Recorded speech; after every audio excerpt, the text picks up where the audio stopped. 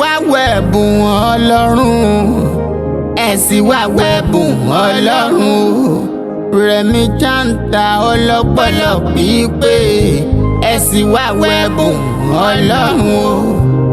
Rẹ̀mílẹ́kún Kàsálí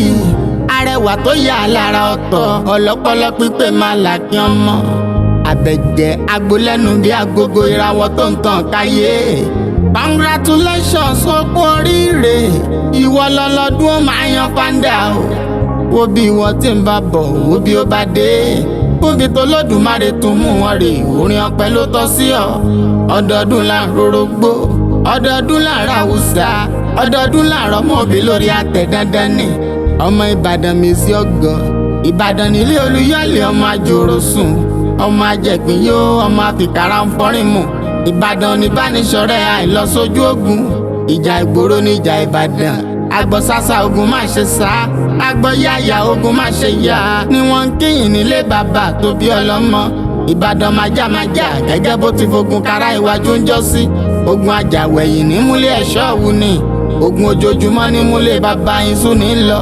Ìbàdàn ìlú òjò ìlú àjàyí ìlú ìbíkúnlé ìlú ògúnmọ́lá ológbò kẹ̀rí lójú ogun òwò kẹ́ńbẹ̀rẹ̀ bí ìjà ìlú látòṣà àsùnbíàrò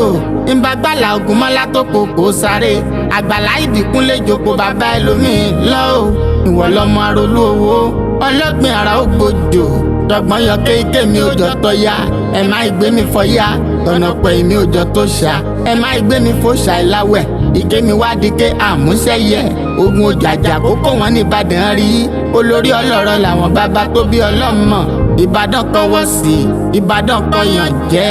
Remmychanter ọlọ́dún igi òní dá lóko kó para ilé àjà òní jìn kó para ọ̀nà àkóbá àdàbà òní jẹ́ tirẹ̀ bí wọ́n bá ṣe ń lu ìkú ni a máa dún ìwọ òní ṣẹlẹ̀tẹ̀ orí ẹ̀ òní ìtakò ọ́ ìgbà yẹn á tù wọ́n lára o